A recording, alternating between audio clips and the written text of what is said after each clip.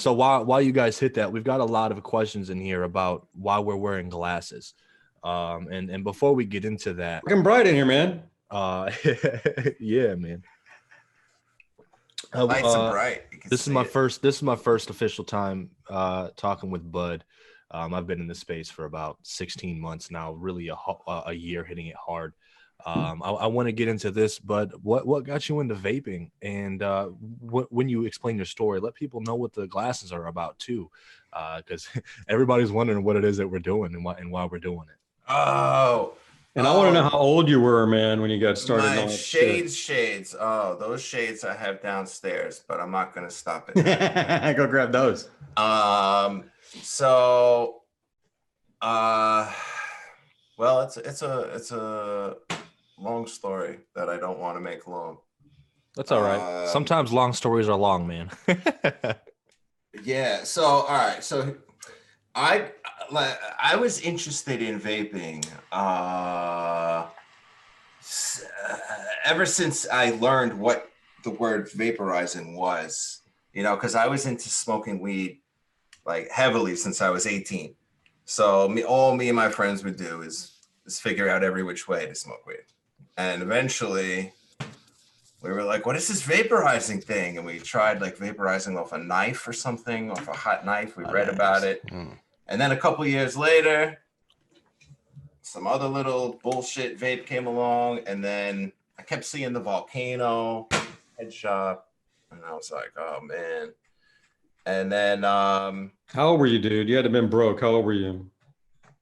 How what? Old? Yeah, how old were you? Because I mean, Volcano back then, this man. was when, so this was over 10 years ago. And I remember going into the head shops and being like, at the time I was buying my girlfriend, my now wife, a bong for Christmas, like $100 bong.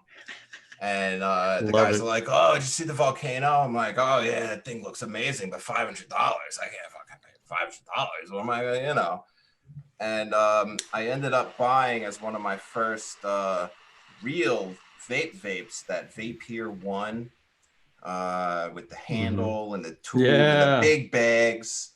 And it was like this big loud thing with these little capsules, but it worked.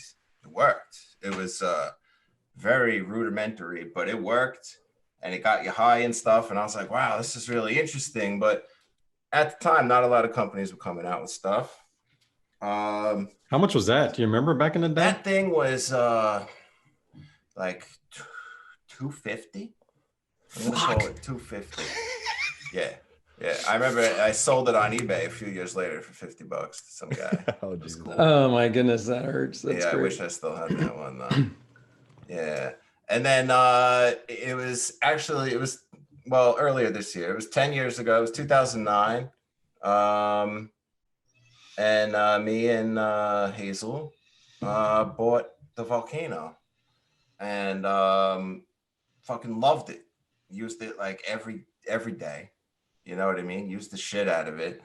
And then the next vape I got after that was the Magic Flight Launch Box. Oh, that was my first one. So at that point, it was 2011-ish. And I was on my own at that point. I wasn't working anywhere. So I was trying to start a business. And I was really starting to get into vapes. And they were finally starting to come out with new stuff. And, I knew how to do like the internet stuff from my previous jobs. And I'm like, you know what? Let me try making some videos. And I made a video about the launch box. That was like my first real video.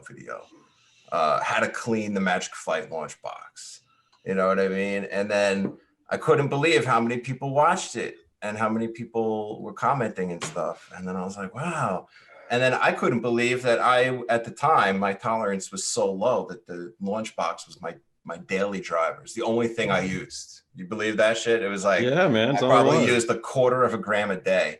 And that was all I needed. You were pro with the like shake method where you hit it a little bit and like shake it and hit it. Oh yeah, no, dude, it was the tap. It was. Oh, you tapper? Yeah, tap. Using the stem or hitting it native, man. Yeah. That was a Morocco guy. Stem. I always had the stem. But it was pretty cool, that thing. I still have that. I kept that. So I have my original Magic Flight. But and then I just loved vaping. because it was just so interesting and cool, and because I liked smoking so much anyway, and I didn't want to smoke that much. It kind of just fell into place. But you know, I just thought Stores and Bickle, to tell you the truth, is what really intrigued me because they were the first company that I was like, holy shit, this is like a super engineered, really well thought out device. This is going to be like really interesting to see what happens with these in the future.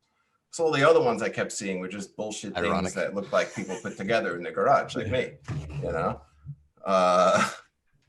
But I don't know. I mean, that's pretty much it. And then I guess it was good timing because then things started to come out. Next year, the packs came out, you know?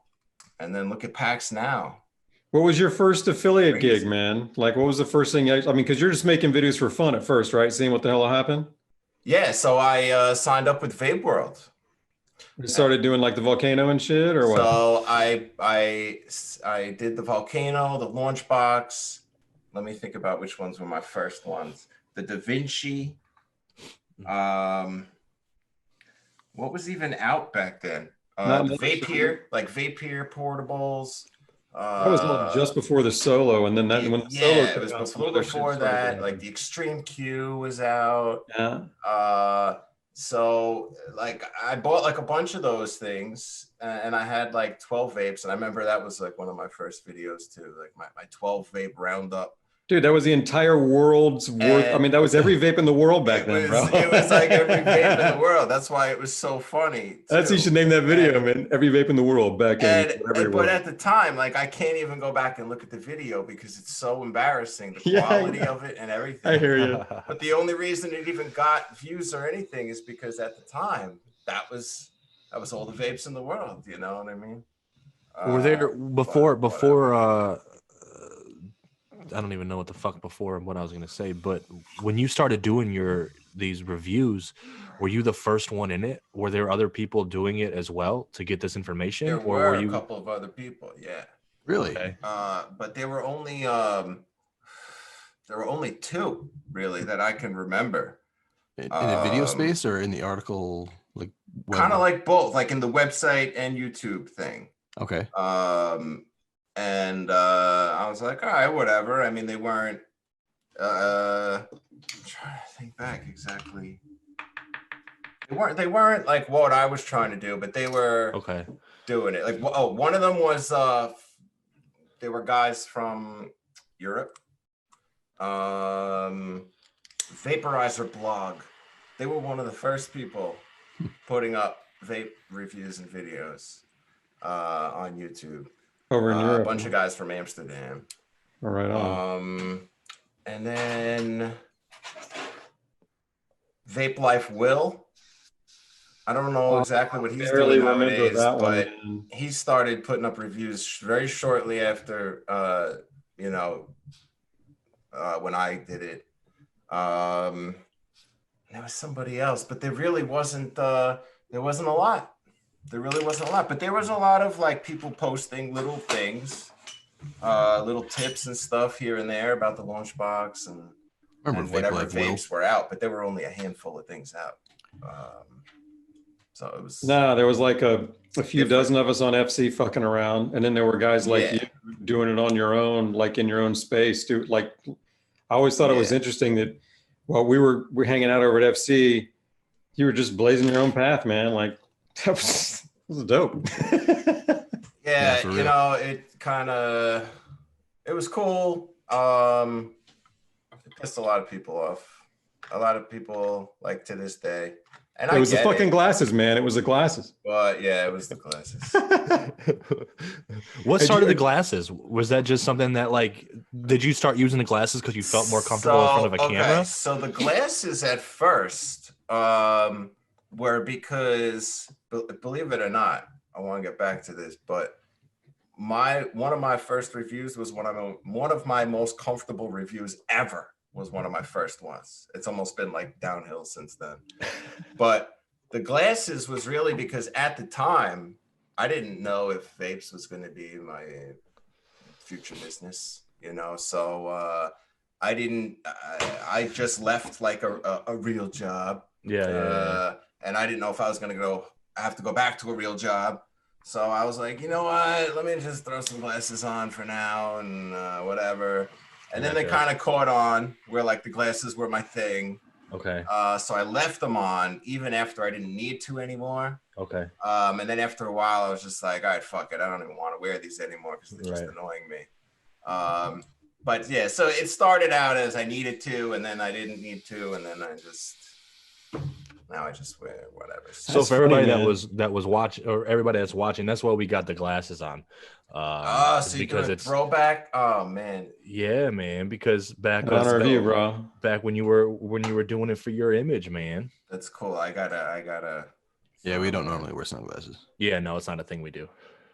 Yeah. No, only douchebags wear sunglasses. Certified douchebags, bro. You forgot that. I remember watching your Bible card carrying. That's right. Douchebags. That's right. I remember watching you back in the day with the glasses, going, does he think that that's going to fool the authorities or something? Like, I'm not sure what the fuck's going on, man. Because I mean, my whole thing was like, not ever want to get caught. You know what I mean? Like, I was just like, fuck, I don't want to get caught. You know, I wore sunglasses in the first 2 or 3 videos that I showed my face in as well.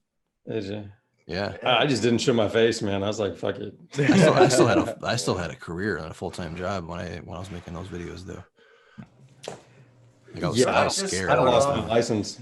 Like Jerry, you might know this. What happened to that guy Slim? Is he still around? Dude, he showed up about 3 months ago on the Ghost Thread. First time I'd seen him in years, man. Sounded like he was doing pretty good. Still out west, still iron lunging it, man. Guy was really cool.